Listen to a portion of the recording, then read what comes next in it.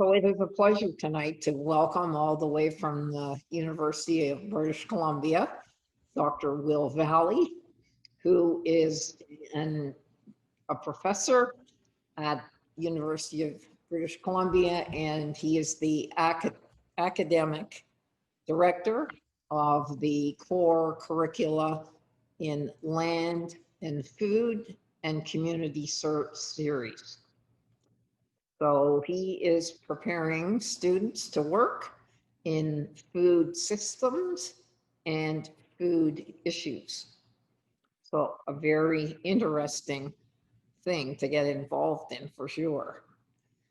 He does encourage his students to become leaders in creating ecologically, socially, and economically sustainable food systems. That is a big bucket of information. I am coming from the traditional unceded territory of the Musqueam, the Squamish, and the Tsleil-Waututh people, and what's currently known as Vancouver. And I'm an associate professor of teaching at the University of British Columbia in the Faculty of Land and Food Systems. And today, for me, the topic I want to discuss, or the cluster of topics that I'd like to discuss, is what we're increasingly seeing in the field of sustainable food systems education, or food studies, is this turn towards acknowledging and trying to bring into food systems education and the food system more broadly, issues of food justice and equity. So I'm going to focus on that these broad categories tonight and try to illustrate some of the dimensions and some of the interesting components that we can learn from looking at the food system through a food justice and equity lens.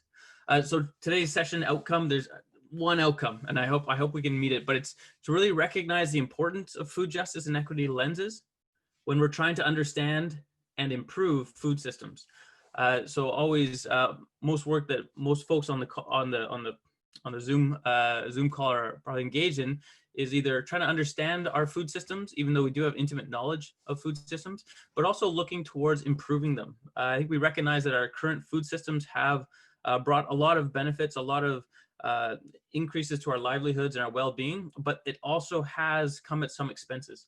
And so this orientation towards food justice and equity will help us bring more benefits to a broader audience, to broader populations that have been overlooked and haven't received as much attention over the past few decades and even longer. So that's that session outcome, just to recognize its importance, and we'll see where it goes from there. Before we begin, this session is going to talk about some issues that make you have feelings in a way. I'm going to bring up some topics and some issues that you might experience some emotions coming up, or you might have reactions to some of the topics that we often don't talk about, especially in a natural science type of arena that I'm usually involved in. But these are topics that are central to our ongoing journey towards improving our food system.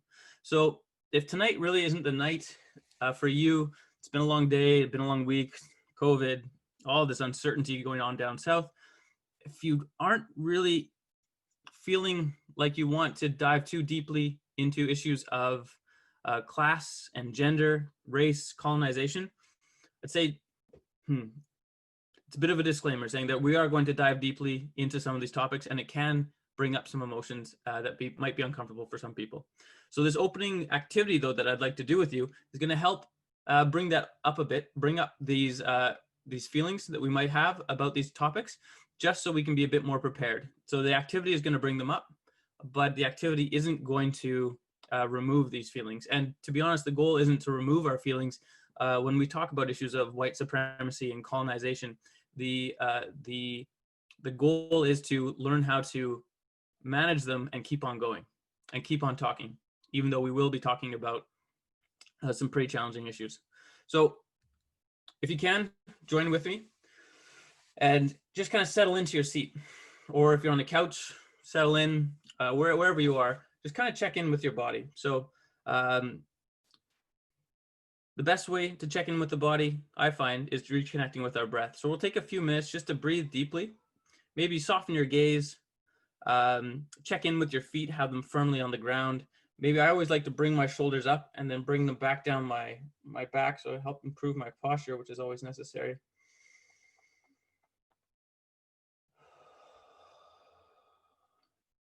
And then just take a few deep breaths.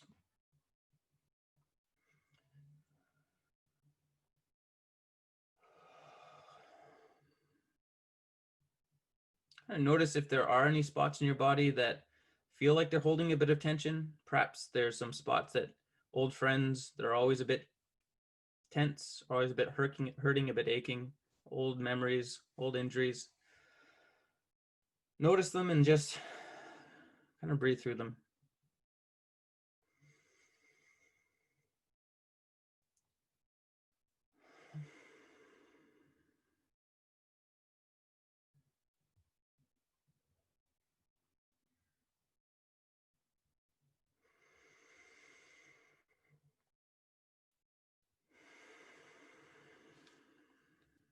And as you continue to breathe deeply and notice how you're feeling in your body, again, notice any constrictions or tightness or pain or even any emptiness.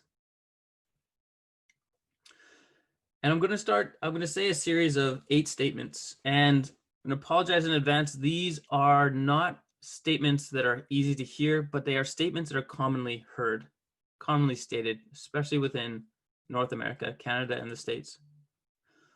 And while I'm saying these statements, I want you to notice if there's any shifts in your mood or your energy or your inner dialogue, what's going on, and not to take control, but just to notice. So here are the statements. I'm going to read them out, and in the end, we'll take a second just to sit with them. So first statement. In a wealthy country like Canada, poverty is a choice. Why are we talking about race? I don't see color, and no one I know thinks about race. Bringing it up in a classroom or in a Zoom lecture makes everyone uncomfortable. White privilege and white fragility are racist terms and shouldn't be stated in a setting like this. Women are more naturally suited to raising children and housework. That's why there are more men in higher power positions. It's just natural. I grew up poor, so I know what you're going through as an Indigenous person. Why can't Indians just get over it? Colonization happened 5 years ago. They should just move on. Maybe if you didn't act so gay, people would take you more seriously. There are only 2 genders. The only reason she got the job is because she's Black.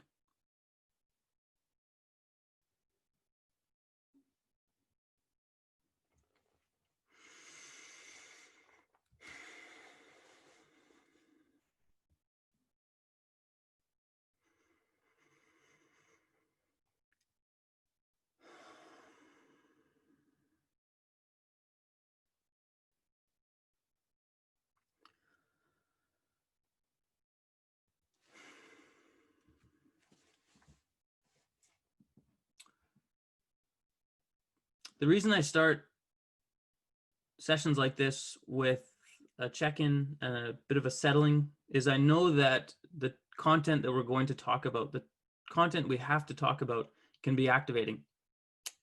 I also know, because I've been in the K-12, I've been a teacher in elementary school and high school, and now at a university setting, I don't think we prepare students and individuals very well for talking about these issues, especially in a natural science setting.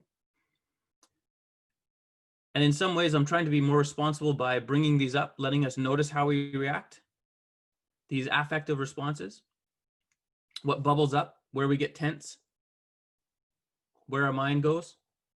Do we get defensive? Do we start arguing right away? We need to be aware of this, these tendencies in ourselves, so that they don't overwhelm us and they don't prevent us from staying in these conversations and working through these challenges. So this activity is meant to activate you, is meant to make you feel something, maybe get angry, maybe get hurt. I apologize if that's the issue, if that's what's happening. They're hard for me to say as well. But it's important for us to hold these feelings, hold these emotions, and keep on going so that we can help dismantle some of these forms of oppressions. So we can help prevent some of these beliefs that are grounded in some of these harmful statements. How we can help dismantle them and get rid of them in Canada and in our classrooms, in our society. So that's kind of the opening bodywork activity. And some of these issues are going to come up again. Some of these topics are going to come up intentionally in this presentation. And also at the end, I have an activity that I'd like to lead you through if you're still with me, to help us kind of release some of the energy and release some of the perhaps tension that is brought up in this conversation. So I'm going to start with a story that we use in our classes. It's a true story, just to illustrate what are some of the barriers within our food systems. We're going to talk a little bit about food insecurity at the community and federal and national levels, but I think this particular situation, this scenario, will help unpack some of the issues that we'll be talking about. So the situation is about 2014 in Vancouver, the downtown east side of Vancouver, the neighborhood, a high amount of poverty, a high amount of individuals experiencing addiction and mental health issues, a very high population of urban indigenous folks from across what we call Canada now. So in this area, there are also a lot of charitable food providers. So food banks and meal programs, and they're open and accessed by many people. And so in this particular scenario, what was happening in some of the lineups going into these charitable food services where folks could come and get a meal, some of the white men in line were noticing that Chinese seniors and Chinese senior women were taking more of their share. They were receiving a meal, waiting in line, receiving a meal, leaving, changing their clothes, and coming back with takeaway containers, getting another meal and then taking that away. And the men were noticing it, and there was an increasing amount of tension in the lineups between Chinese people and white men. And so the white men were asking the service providers, those individuals whose jobs it is to offer meals, they're saying, you have to do something about this. This is unfair. And the service providers said, we completely agree. This is unfair. We have to do something about this. They wanted to make sure that they protected the elderly women as well, Chinese women, because they didn't want them to get hurt. And they noticed that there was increasing tension and threats of violence. So that's the situation. And this is a situation that some, not all, we have about 400 students graduating each year, but a number of our students go into these contexts as graduates of our program, and this will be their work environment. And this is the type of issues that they'll be addressing. These are the types of situations they'll be finding themselves in. So in the lineup, we have men saying this isn't fair. And we have also the service provider asking, how can we fix this? What can we do to address this issue? So if you have a pen or pencil around you or an iPad or whatever you're on, I want you to take a moment down to write your response to these following questions. Just take a moment, write it down, think about it. I do recommend writing it down because we're going to go over a few other topics, and it's nice to have a bit of a written record, as our memories are often not the most reliable. But from your perspective, what is the issue here? What's the problem that needs to be fixed? Who are the key stakeholders in this situation? And how would you solve this problem? So I've got my watch here. I'll just take about a minute. Perhaps it's a good individual activity if you end quickly and if you're with other people in the room, perhaps talk to them, but it's good to put these down, your own thoughts first before engaging with others.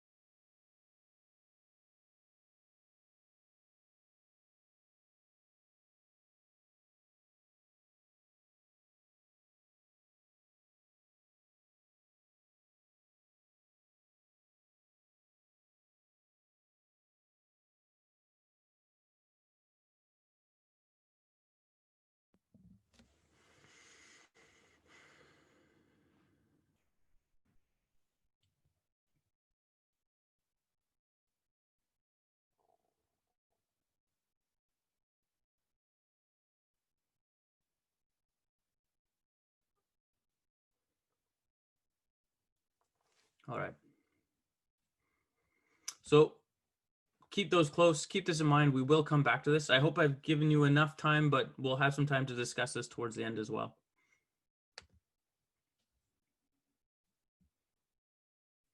So food justice, it's a relatively recent term and field that has been emerging in about the past 20 years. The term and the field is emerging, although there's evidence of folks working towards food justice since time immemorial. But here's the most common way it's defined. So food justice is the struggle against racism, exploitation, and oppression taking place within the food system that addresses inequality's root causes, both within and beyond the food chain. So it's focusing on issues of social difference that impact how folks access and receive the benefits of the food system, also who is receiving more of the harms associated with the food system. It's also about who is making decisions, who's in positions of power within the food system, and whose ways of knowing and whose ways of solving problems and whose evidence is taken into consideration when we're thinking about addressing issues in the food system. So for a long time, if you were to go through a faculty of agricultural sciences, or if you were studying nutrition or food science, even food resource economics, these are all types of majors that you can get in our faculty, but quite common majors in universities across North America. You often wouldn't talk explicitly about these types of issues, about exploitation, oppression, racism, sexism in your formal curriculum. You're always free to take electives, and lots of students do take electives outside of the natural sciences. But what's occurring over the past 10 years and increasingly in the past 5 years is that degrees in the natural sciences are bringing these topics into the core curriculum and into the fundamental concepts and competencies that are being developed alongside the natural science competencies, natural science skill sets to prepare students to work in the food system. So to illustrate how food justice might be understood, or how some of the inequities in the food system might be understood and visualized, I'll talk a little bit about food insecurity in Canada.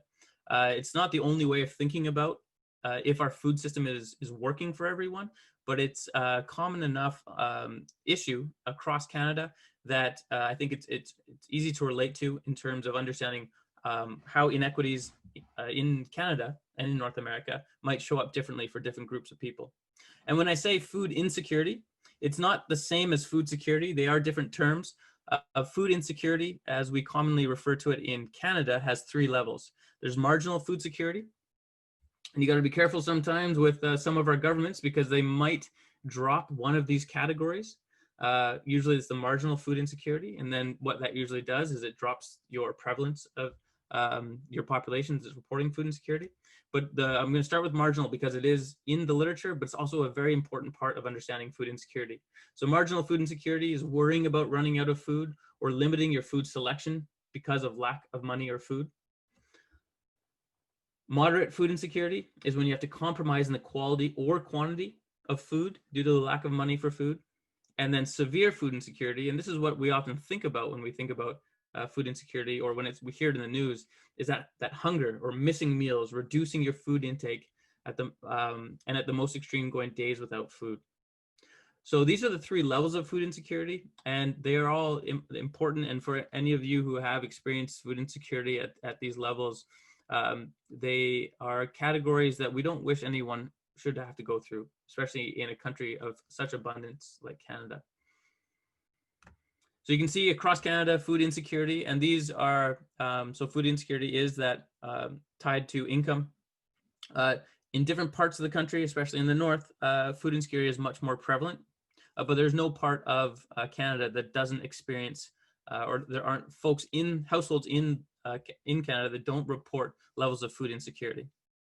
And again, coming back to the wealth of a nation like Canada, really our goal should be as close to 0 as possible.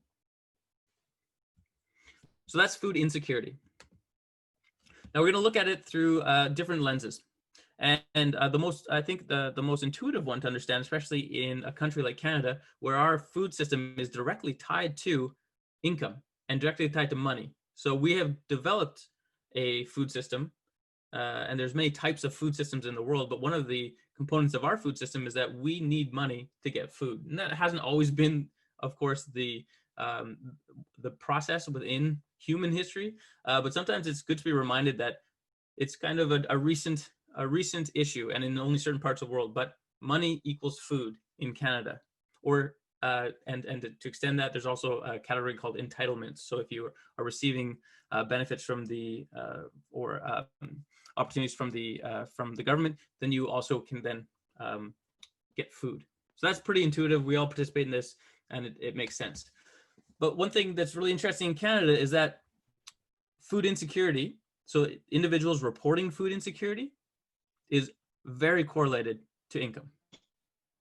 And we often talk about in the food system how complex the food system is, and there's no silver bullet, and there's no right answers or low-hanging fruit in the food to address issues in the food system.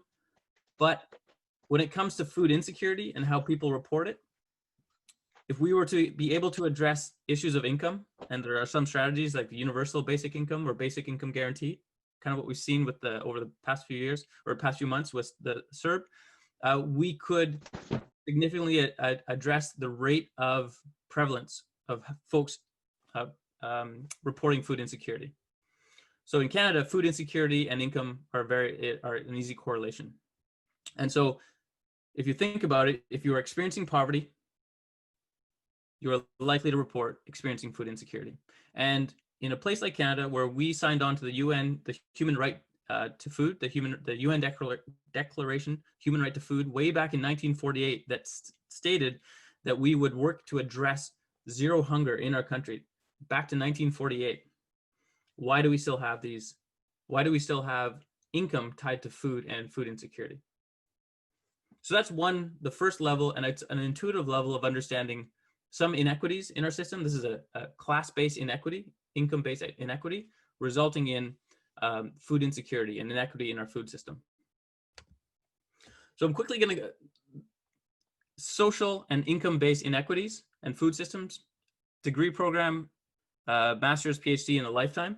I'm going to go through a few other of these topics that I'm just going to scratch the surface in a way to promote discussion, but these are by no means comprehensive discussions. I'm really trying to just sprinkle some provocative categories that we will go further, or that would require going further. So the next is gender.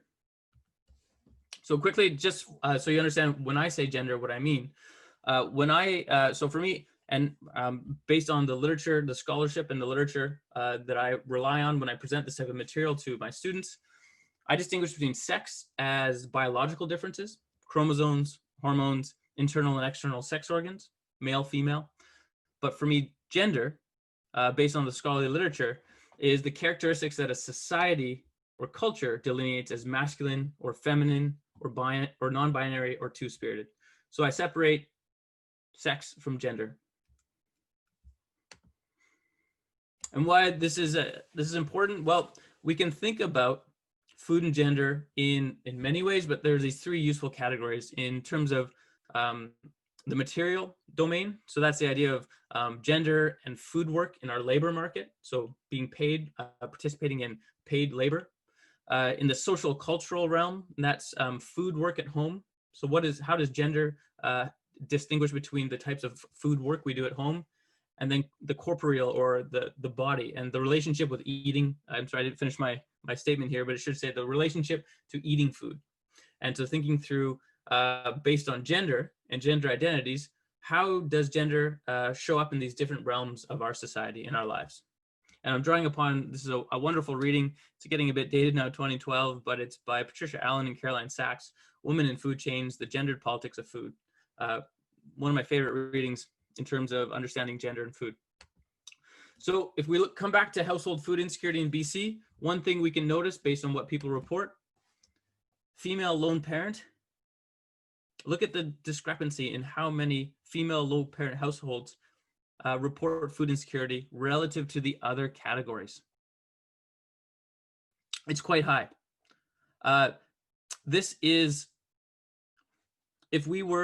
what we would like to see in Canada A is zero hunger, and if we can't achieve zero hunger, at least the distribution of hunger or food insecurity would not be correlated with any identifiable social identity. So it wouldn't matter if you identify as female or woman or man, if you are married or single. It would just be random or insignificant differences, statistically insignificant differences between the categories of who's reporting food insecurity. But that doesn't happen in Canada. If you are a woman and a lone parent with children under the age of 18, you are significantly more likely to report food insecurity. So it is not random. In addition, for queer, trans, and non-binary individuals, food insecurity goes up 5 times more. So they're 5 times more likely to report to go to bed hungry. 1 in 4 queer and trans youth in BC are forced out of their homes due to severe family conflict. And so meaning either living on the street or in precarious situations. And trans and non-gender conforming people have double the unemployment rate as the general population. And 1 in 5 have been refused houses or apartments because of their gender identity and expression. So gender and gender identity and expression matter when it comes to income. And our previous slide showed that if you're having challenges with your income, you're more likely to report food insecurity. But it also, your gender identity and how it's perceived in Canada also impacts where you're living, the stability of your life, and then also leading to food insecurity.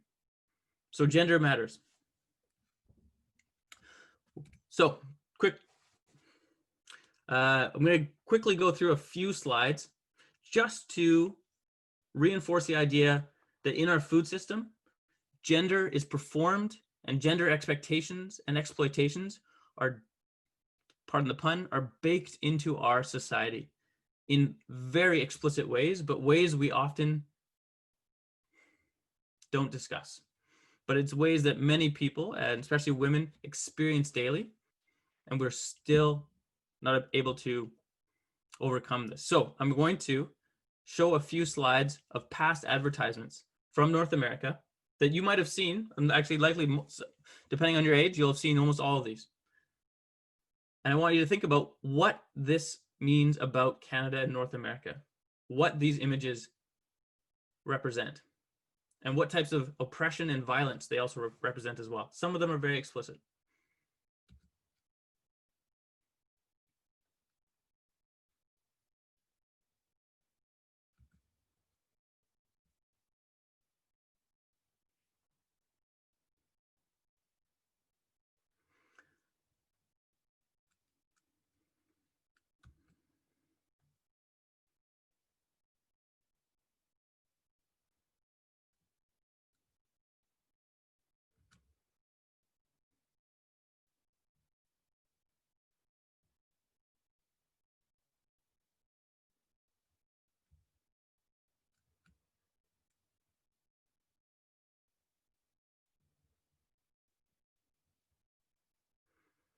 It's usually at this point, my students point out that Pyrex is also the company that most of their lab glass equipment, labware, is made of as well.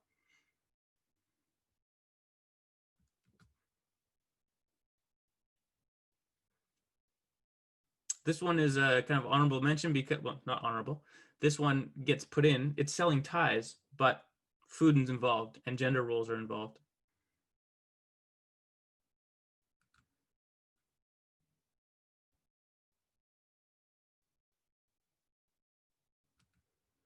So this, I should say, now we're going to transition into slides that overcome maybe the statement or thinking that, oh, this all happened in the past and we've come so far since these old ads that have been saturated throughout our society. But it's not like that anymore. But actually it is.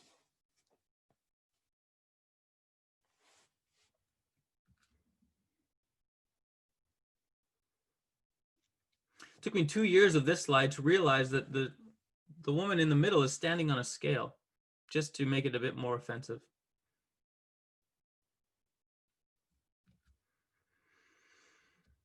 And because we're talking about gender, we're only talking about women. So currently, it still exists that one of the most harmful insults to a man is to call him a woman, or to associate feminine qualities to him. And so this was an ad that came out in the New York Times when Mayor Bloomberg wanted to introduce a tax on sugar drinks. So this was the ad that was actually put out there. And so men also aren't free from this toxic forms of gender roles within the food system and then within society as well. So the next few slides will highlight how men are often advertised to make sure they know how real men eat.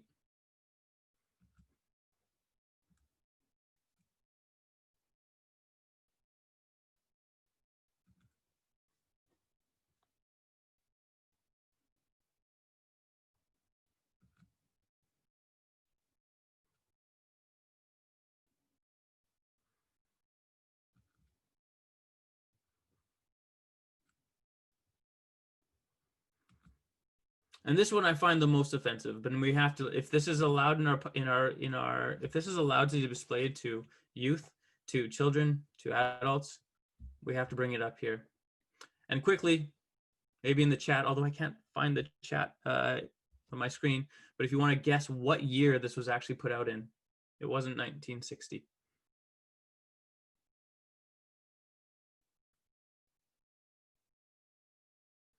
And so here it is, 2014. Well, I gotta get off that image. So before we jump into the next category of inequities that show up in our food system, I just want to reiterate that gender, considering the gendered messages that are put through our food system, we didn't get a chance to talk about where women's labors are valued, where women show up in the food chain, and where exploitation occurs. That is also a big story about gender and food systems. But I just wanted to show those just to remind us how much work we still have to do in terms of understanding the impacts of gender and how we frame gender and the forms of violence that come from it. So race, unfortunately, this should go on for even longer, but in terms of the presentation, I'll just highlight a few issues before we can get it, because I do want to get to the discussion. And so I'm from Penticton. It's in interior Salish, the Okanagan of British Columbia.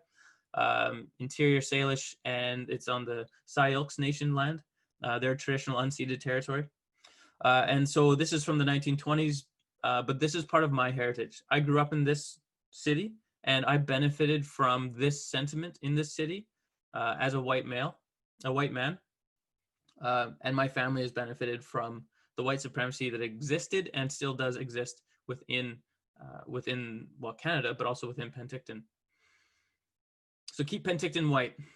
A new Chinese laundry has come to town, and you can read the rest. So white supremacy isn't just the Ku Klux Klan. It's a system. It's a system that has been developed to maintain power based on racial categories. Race is a social construct, but the implications of racial categories has impact on everyone's lives. And so I like to use this slide just to remind myself where I come from and the benefits that I've received from this system, as well as the intense harms that this system has perpetuated and continues to perpetuate. And so quickly, again, thinking about food insecurity in BC, but also in Canada, we would want to look at our data and show and see no differences amongst categories. But it's just not true. And so if you're Indigenous, or back in 2011, the term Aboriginal was being used more often, you're just so much more likely to report experiencing food insecurity at the household level. And what's hard about this data also is that it doesn't actually, the community, the health questionnaire that went out to get this data wasn't administered on reserves. So this is Indigenous households that identify as Indigenous off reserve. So that's a significantly lower proportion of Indigenous people in Canada. And from other studies showing that often Indigenous households do not fill in this type of data because of historical and ongoing mistrust with the Canadian government. So this is an underrepresentation of food insecurity for Indigenous households in Canada. All right, so that comes on a bit strong, and I appreciate it if you're still willing to talk a little bit. It's coming up. There will be an opportunity for me to listen, which is my favorite part of these presentations. Acknowledging there's so much wisdom about our food systems, what's happened in the past, and how we might improve. I really appreciate the opportunity to discuss with an audience.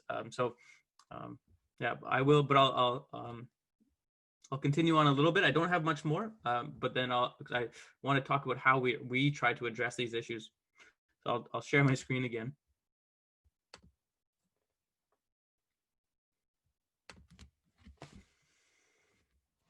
All right, and so there are many categories of social difference that are associated with oppression and exploitation in our society, and that show up explicitly in food systems. Issues of colonization, issues of ability, ageism is a big one. And I'm sorry, and it's not that those aren't important. Sexual orientation, I'm sorry that they didn't it's not that they didn't make the cut, it's just that we only have a limited amount of time. And usually when we talk about food justice, we start with class, gender, race, colonization. But I want to acknowledge there are many other ways that folks can experience exploitation and inequities in our food system, and that we do need to address them all. But yeah, so that's why they're absent from here, but they do exist. If we had more time and more time, essentially, I would jump into those as well. So this next part, though, is I'll just kind of quickly go through. If you were to be enrolled in the Faculty of Land and Food Systems, and not just our faculty, but other food systems education programs across North America, you would start to see now, even different than 5 years ago, an explicit orientation towards addressing these issues. And so we had, I collaborated with about 8 other individuals from across North America, most on the East Coast of the States, and most of my collaborators on this particular paper are from the health sciences or environmental sciences. And we came together to kind of, we had a session at one of our conferences, and we talked about what are some of the competencies we need to develop in our students to help prepare them for working in the food system. We know our food system, it's very well documented, the limitations and the harms in our food system. So how do we support student development to address those issues? Because the issues have changed from 20 years ago, or at least our awareness and our understanding has changed. And so what do we do? So one area we came upon that we felt definitely underprepared to address based on our education backgrounds, but also something that resonated with everyone in that group was the issue of equity. So equity, looking at these characteristics, forms of exploitation that are associated with different social categorizations that we have in our society, identity categorizations. And so we wanted to see what are our majors doing? What is our field doing based on their public-facing documents, so their websites, their program learning outcomes, even some syllabi we analyzed. What are we doing? What's our field looking like? And how can we learn from each other?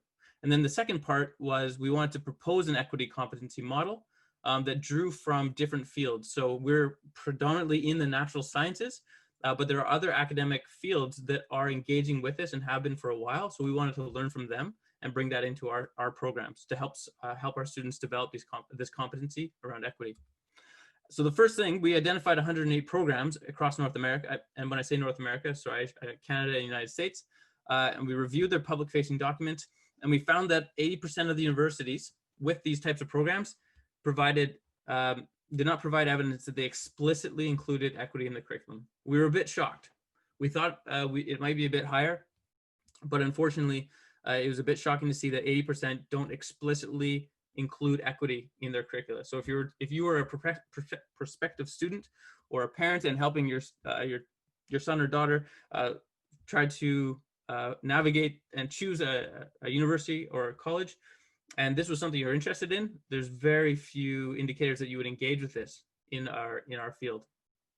So that was our first finding. The 20% that were explicit about it, we drew upon their learning outcomes, and we also drew upon literature from different fields. So we looked at literature from food systems education. There's a small part of food systems education scholarship that does talk about issues of race, gender, and class and inequities. But more prominently, we see it in diversity and cultural competency literature, multicultural education, a little bit in education for sustainability. Planning, nursing is actually much more advanced, as well as multicultural counseling. Social work is a field that we found was miles ahead of our own field in terms of bringing in issues of social justice and equity. And then we also looked at some explicit wording and messaging from the Center for Social Inclusion that is specific to addressing issues of race in the food system. So we combined all these together and we proposed an equity competency model that had kind of 4 dimensions. We call them 4 areas that we try to focus on, not just in one course, but throughout the 4 years that we have with our students. And so these 4 categories, I'm going to go over a bit more detail, but pretty fast, just to give you a sense of what you might experience or what we're trying to do to address these issues that we talked about at that first part, the first part of the presentation. So we start with, although it's on the right-hand side here, that's called 3 o'clock. We start with awareness of self, and then we branch that into awareness of others and one's interactions with them. From there, we go to an awareness of the systems of oppression that exist in our societies. And then the 4th dimension is that like application dimension, or if you're into the competency jargon, it's the procedural part. So we have declarative knowledge and procedural knowledge, or the skills part. That's where we ask our students to think through the strategies and tactics for actually dismantling inequity in our food system. So for that first awareness of self domain, and this is,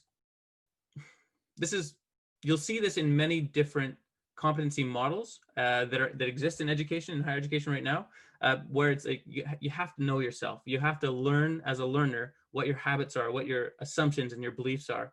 What's a bit different here is that we use the language of social location. So we ask our students to understand how their social location, which means the collection of identities and group memberships that they belong into, and it's almost never by choice, and how that impacts how they experience the food system, and how that impacts their privileges in the food system.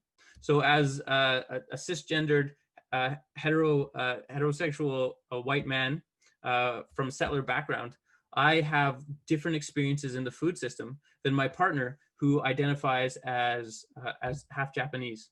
And we have noticed that she is treated differently based on nothing other than, well, her gender and the color of her skin, when we're in the exact same stores purchasing the exact same things.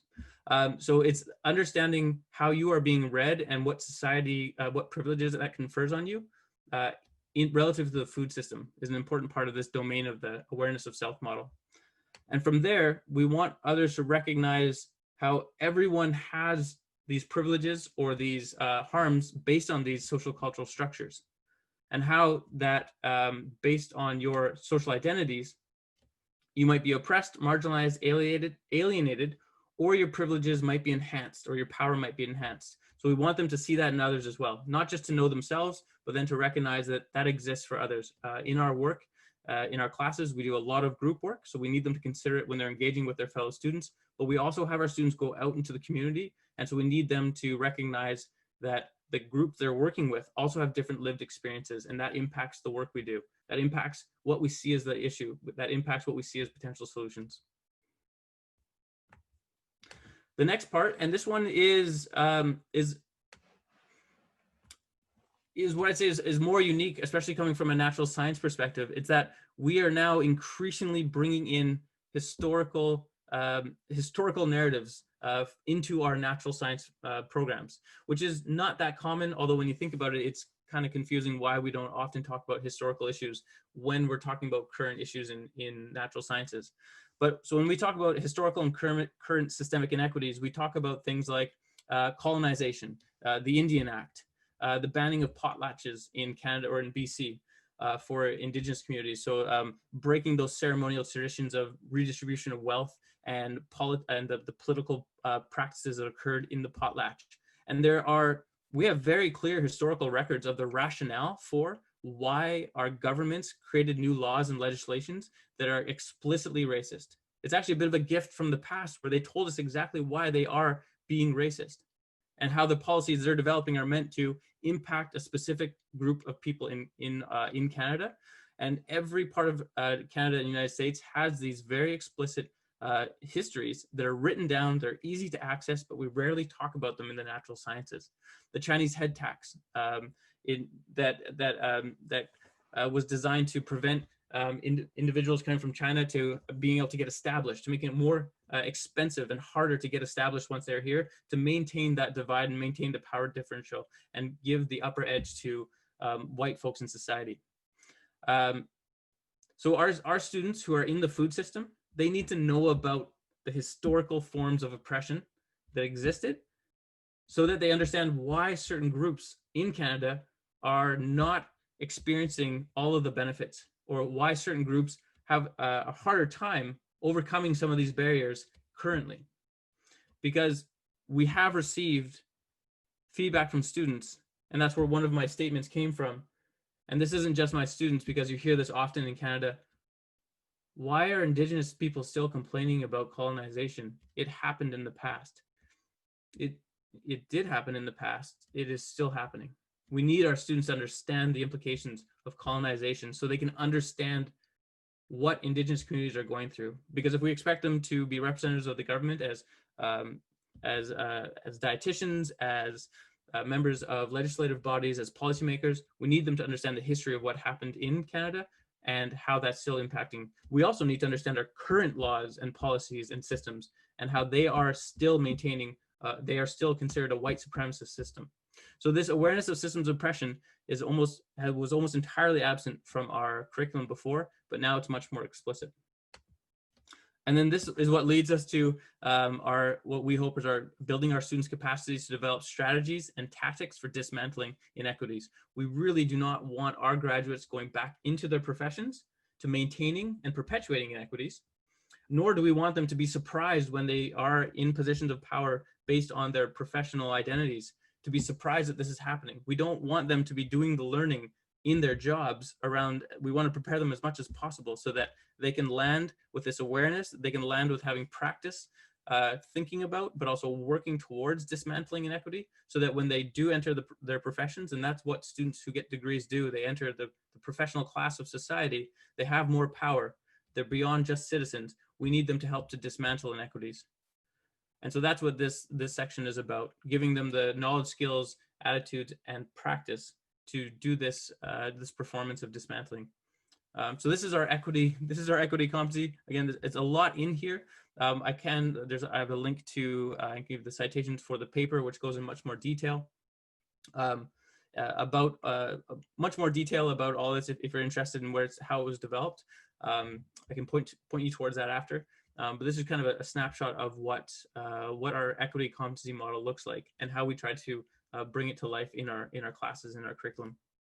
And so coming back to this scenario, I want you now, if you wrote it down or if it's in your mind, I want you to think again about the scenario and take a look at those questions. So what is the situation here? What is the problem? Is the problem that a certain group is cheating the system and taking advantage? Kind of. We'll see. Who are the stakeholders? So when we think about the stakeholders in this group, there's the white men, there's elderly Chinese women, there is the service providers, those individuals whose job it is to maintain equity, to make sure as many people as possible get fed.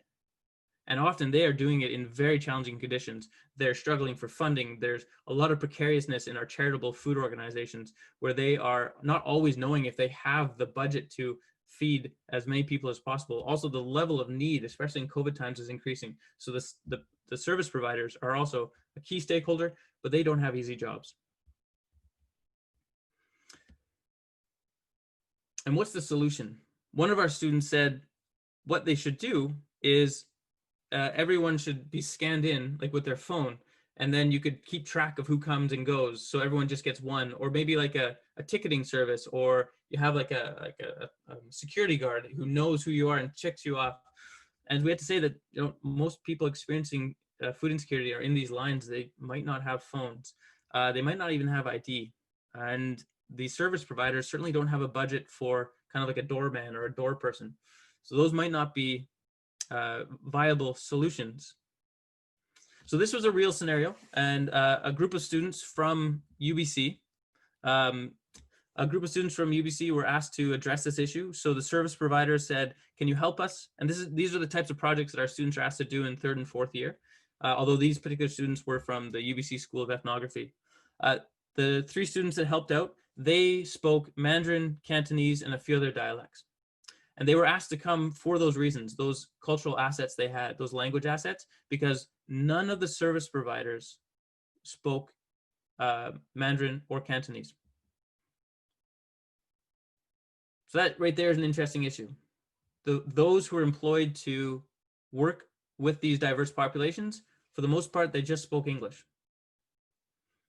So these students came in and they were able to talk to all the stakeholders in the lineups. They spent time in the lineups. They spent time in the eating areas, like cafeteria type areas. They interviewed the elderly Chinese women. They interviewed the white men. They interviewed as many people as possible. And they found out that it was true, that the elderly Chinese women were in line, receiving a meal, going home, changing their clothes, and coming back to get a second meal, and then taking that food away. The men in line thought they were doing it because they were selling the food on Hastings Street or in their stores. By talking to the elderly Chinese women, they found out that what they were actually doing was they were bringing food home to their families. They were bringing food home to their neighbors who were unable to wait in line for different mobility issues due to illness, due to age. These women were changing their clothes because they knew that they were experiencing violence in the lineups. So they thought if they changed their clothes, maybe people wouldn't notice they were doing this work. These elderly Chinese women were doing care work in their community, helping feed those who couldn't make it to these charitable food organizations. And they were experiencing physical violence, threats of physical violence for this work. They were also experiencing distrust from the service providers. So by having students go in and talk with different language assets and take the time to think through this problem, they realized that these elderly Chinese women were doing the work that the service providers or that the government couldn't do, and that nobody even thought on the service provider side to think about the community that was going hungry because they were unable to be in the lineup. So for me, this example is a great, it reveals a lot of the assumptions we have about individuals experiencing poverty and the distrust we have of them in the history of distrust of Chinese people in BC. The forms of white supremacy that existed, that our service providers didn't hire people who had different language capacities. That the white men in line still held power, both physical power, but also power to have their voices heard by the service providers. And then again, not recognizing that there are more people in society that need help than those who can just line up for food. But yet this is our solution for the most part to addressing hunger in Canada still. There's no dignity in lining up. Nobody likes to line up. But if you've experienced hunger, you'll line up. So for me, this scenario really reveals the levels of inequity in our system and how much further we have to go as a society to address these issues. And we need to prepare our future professionals and our students to be aware of these issues, to be aware of their own biases and societal biases so that they can actually help dismantle inequities in our food system moving forward. Because if we don't start in our education systems, it's just magical thinking to think it'll actually happen on its own. So that's enough for me. I really appreciate your time. To do is continue to thrive and adapt to all these new challenges that surely are coming our way.